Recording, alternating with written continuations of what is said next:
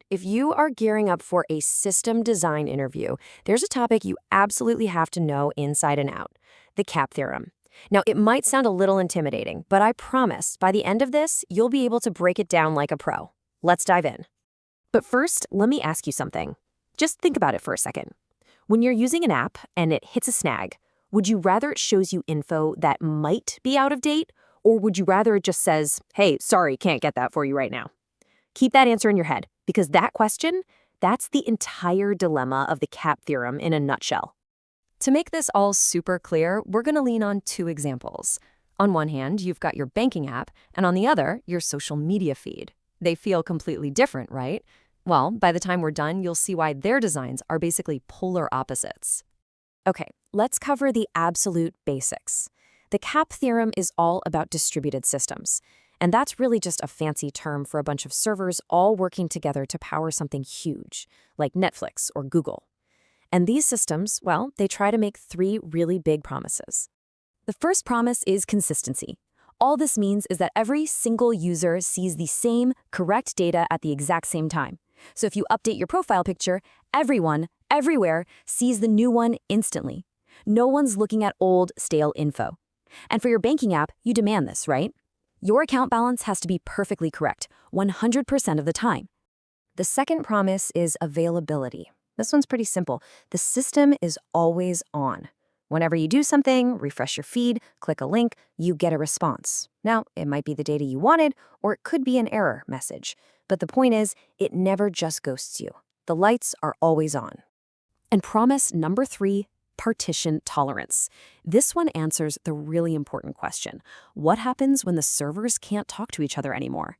A system with partition tolerance doesn't just crash and burn. It keeps chugging along even when the network connection between its different parts breaks down. So, we have these 3 amazing promises: consistency, availability, and partition tolerance. Sounds perfect, doesn't it? Like, what could possibly go wrong? For just a moment, let's live in a perfect world. All our servers are humming along perfectly in sync across the globe.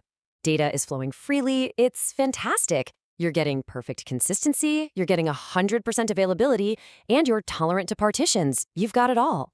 But then, the villain of our story arrives. A network partition. A deep-sea cable gets cut, a router somewhere fails, and boom, your servers are suddenly split into islands, unable to communicate. And let me be clear, this isn't some rare hypothetical scenario. In any big system, this is an absolute inevitability. And this brings us to the single most important rule of the CAP theorem. In the real world, network failures are going to happen. It's a fact of life. Which means partition tolerance isn't something you can choose to have. It's mandatory. You have to design your system to survive it. Okay, so think about this. If partition tolerance, our P, is non-negotiable, what does that do to our other 2 promises? Well, when your servers get cut off from each other, you're backed into a corner. You are forced to make a sacrifice. Do you give up perfect consistency, or do you give up perfect availability? You can't have both. And that, right there, is the big trade-off at the heart of the CAP theorem. Since P is a given, you're not actually choosing 3 out of 3. You're choosing between building a CP system, one that puts consistency first, or an AP system, which puts availability first. Let's look at that choice in action. On one side, we have CP systems, like our banking app. Their motto is basically, it's better to fail than to give you wrong information. If the system can't guarantee your balance is 100% correct, it'll just throw an error. But on the other side, you've got AP systems, like a social media feed. Their main priority is just to be up and running. They'll always show you something, even if it's a few minutes old, because showing old cat photos is way better than showing nothing at all. The classic way you see this visualized is with a CAP triangle. You have consistency, availability, and partition tolerance at the corners. The theorem just says that when a partition happens, you can only pick 2. And since we know partition tolerance is mandatory, you're really just choosing between the CP side of the triangle and the AP side. Okay, so that's the theory. Now for the important part. How do you use this knowledge to absolutely crush your system design interview? Let's open up the playbook. When your interviewer asks you about the CAP theorem, you are going to start with this golden sentence. Seriously, this one line immediately signals that you get the most important part. P is a given, so the real discussion, the real trade-off, is between C and A. So here's your 3-step framework for the perfect answer. 1. State that P is required. 2. Explain the trade-off between C and A that this creates. And 3. Lock it in with real-world examples, like the bank versus social media. This structure shows you don't just know a definition, you know how to apply the concept. And please, whatever you do, avoid these common traps. Don't ever say you can have all three. Don't forget that partition tolerance is mandatory, and always explain the trade-offs using examples. Avoiding these mistakes is what separates a pretty good answer from a truly great one. So, after all of this, what's the one key idea I want you to walk away with?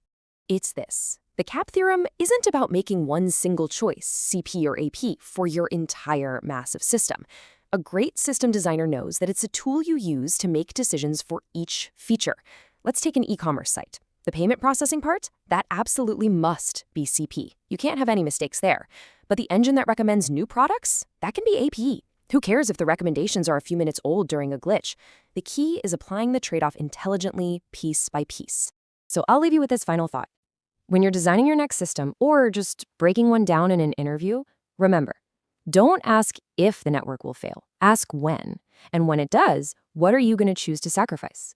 Perfect up to the second correctness? Or constant uninterrupted uptime?